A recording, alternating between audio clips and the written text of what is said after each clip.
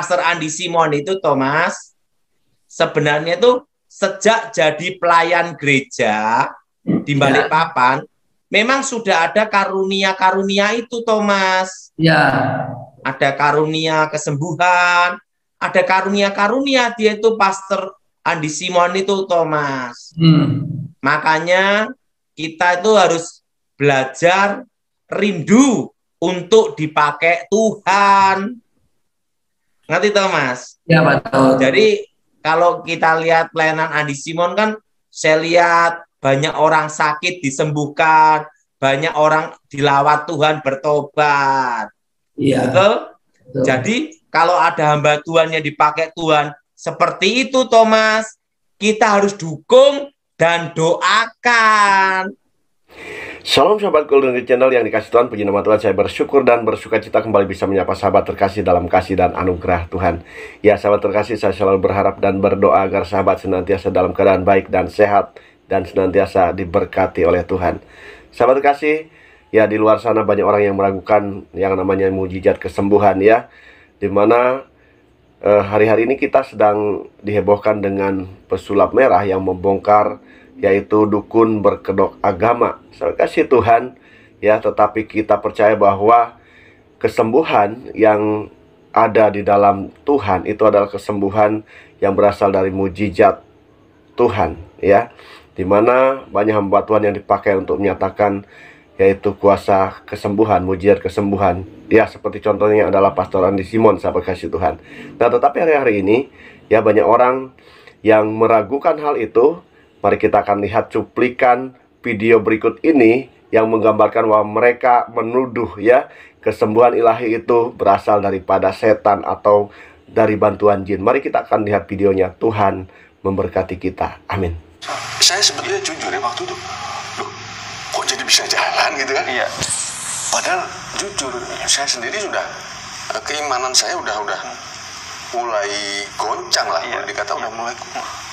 Perlu kita ketahui gaya karismatik, ya rata-rata masih teriak-teriak. Karena ya itu tadi, mensugesti orang supaya mereka berharap atas apa yang diucapkan itu kan.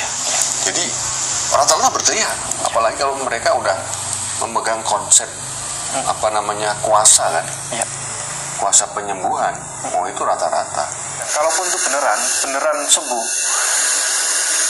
perlu diketahui bahwa para dukun melalui bantuan para jin juga bisa kok membuat orang menjadi sembuh, begitu kan? Para dukun ya. Tapi kesembuhannya itu sementara biasanya, hanya ini performance saja di awal. Nah, jadi kalau tidak, satu memang settingan, dua memang benar-benar sembuh.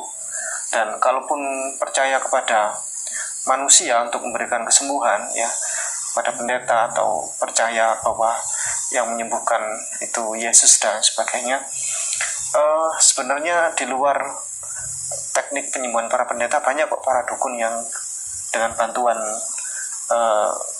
jin setan ya bisa menyembuhkan orang. Jadi kesembuhan itu tidak bisa menjadi tolak ukur tentang ketuhanan sebenarnya. Jadi karena kita itu orang-orang karismatik itu mengagungkan, jadi kita penasaran, kita itu yakin duluan, ya. Jadi tumpang-tumpang tangan itu memang jatuh.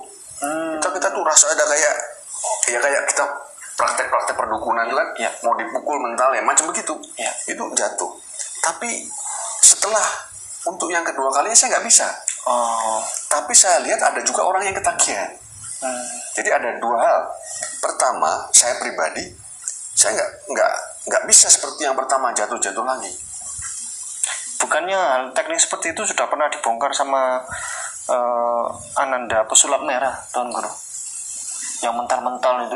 Ya itu saya nggak bongkar terkait bahwa itu adalah hipnoterapi, hipnosis. Ya hipnosis. Menyampaikan anchor kan, terus kemudian dia itu hipnosis semua.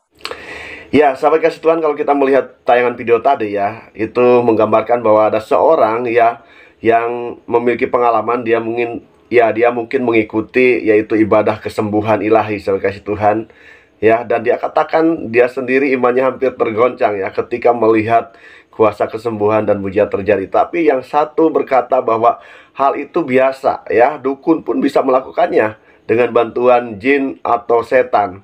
Tetapi itu kesembuhan bukan kesembuhan permanen ya, itu hanya pura-pura saja. Ya, saya kasih Tuhan, tetapi kita percaya kesembuhan yang daripada Tuhan itu adalah kesembuhan ilahi yang betul-betul kesembuhan yang permanen, kesembuhan yang nyata, bukan pura-pura, saya kasih Tuhan.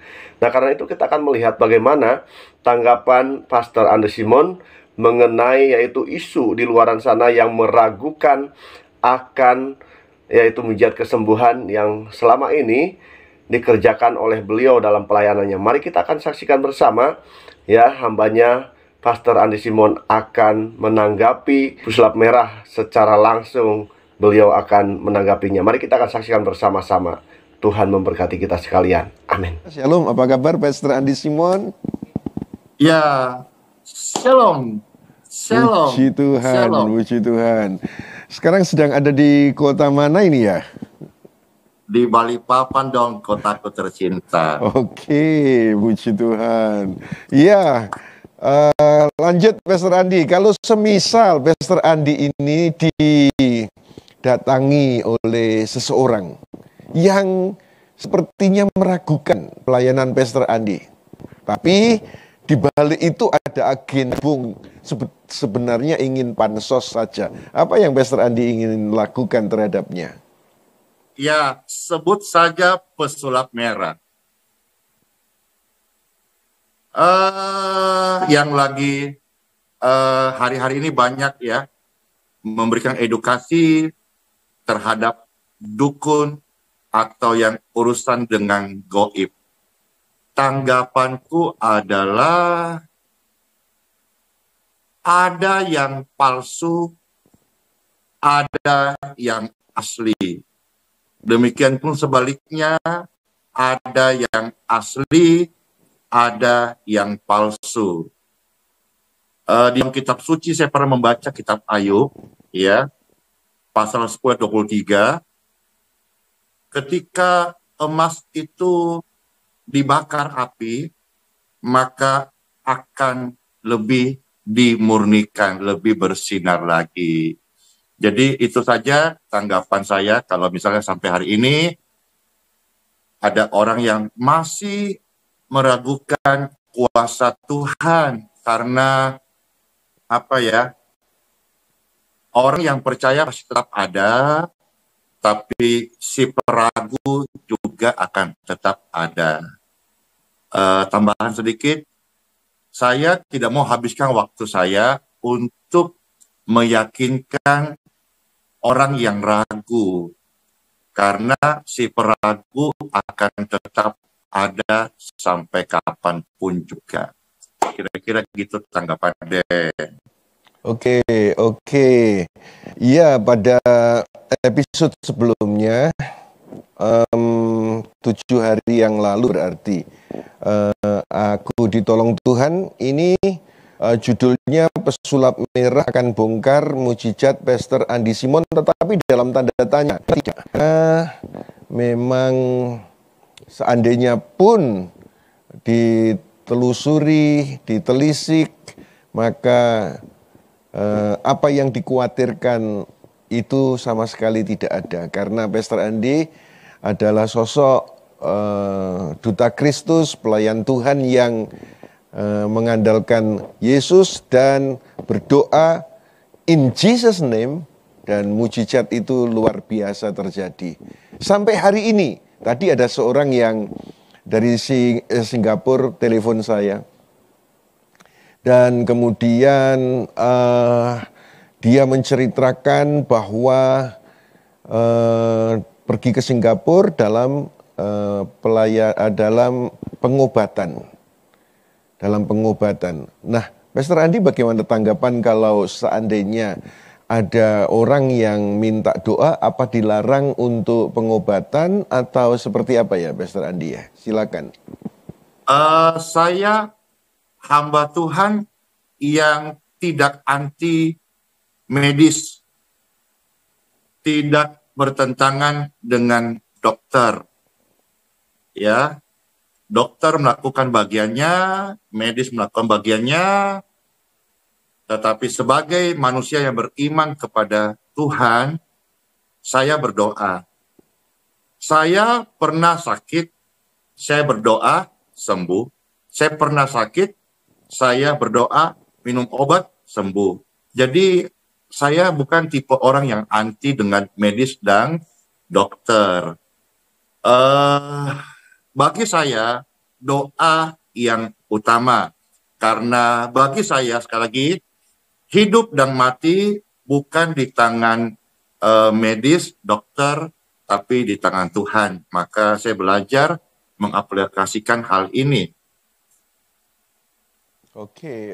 Jadi pemirsa, kalau ada dari antara saudara-saudara yang sakit, memerlukan pertolongan, kami, Pastor Andi juga menyampaikan tadi bahwa nomor 1, doa dalam nama Yesus.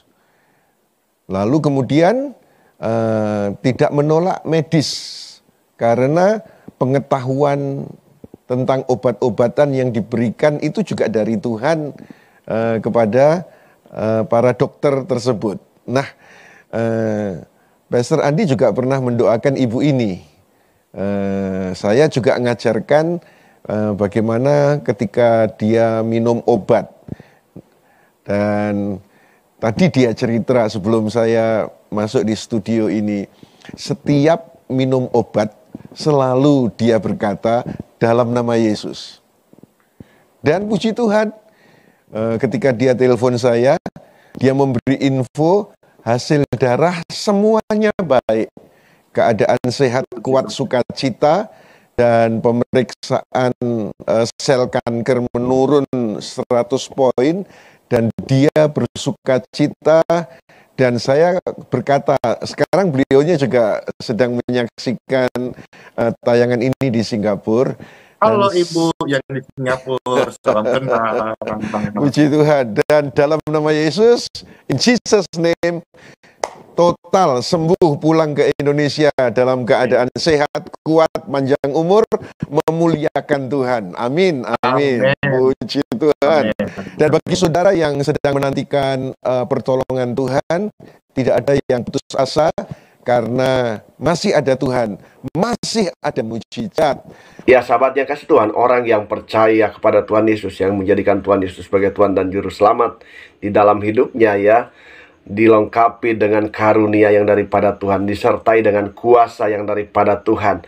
Karena itu saya kasih Tuhan, kalau ada hamba Tuhan yang dipakai Tuhan untuk yaitu melakukan karunia kesembuhan, ya, di mana orang sakit didoakan sembuh, orang sakit dijamah sembuh, yaitu adalah karunia yang daripada Tuhan. Kenapa? Karena firman Tuhan juga mengatakannya di dalam Markus pasal 16 ayat 18. Mereka akan memegang ular, dan sekalipun mereka minum racun maut, mereka tidak akan mendapat celaka. Mereka akan meletakkan tangannya atas orang sakit, dan orang itu akan sembuh. Sahabat kasih Tuhan, dikatakan bahwa mereka akan meletakkan tangannya atas orang sakit, dan orang itu akan sembuh. Saya kasih Tuhan, ini adalah kuasa daripada Tuhan. Ini adalah karunia yang daripada Tuhan, yang dinyatakan atau diberikan kepada orang percaya. Ya, memang setiap orang percaya berbeda-beda, ya, karunianya. Mungkin ada karunia kesembuhan, mungkin ada karunia untuk mengajar, ada karunia untuk menasehati, ada karunia untuk menginjil, ada karunia untuk berkhotbah. Tetapi saya kasih Tuhan, jika ada hamba Tuhan dipakai di dalam karunia kesembuhan, itu betul-betul berasal daripada Tuhan. Karena itu saya percaya bahwa hambanya Pastor Andi Simon dipakai Tuhan karena karunia yang diberikan oleh Tuhan atas beliau untuk melakukan yaitu pelayanan kesembuhan, pemulihan, kelepasan. Karena itu saya kasih Tuhan, tentunya kita harus terus mendukung beliau agar beliau semakin dipakai Tuhan untuk menjadi alatnya. Demikian saya kasih Tuhan, pembahasan yang boleh kita bahas hari ini. Tinggalkan komentar di kolom komentar, berikan masukan dan juga saran, dan kiranya kita sekalian senantiasa diberkati oleh Tuhan kita Yesus Kristus. Tuhan berkati kita sekalian. Haleluya. Amin.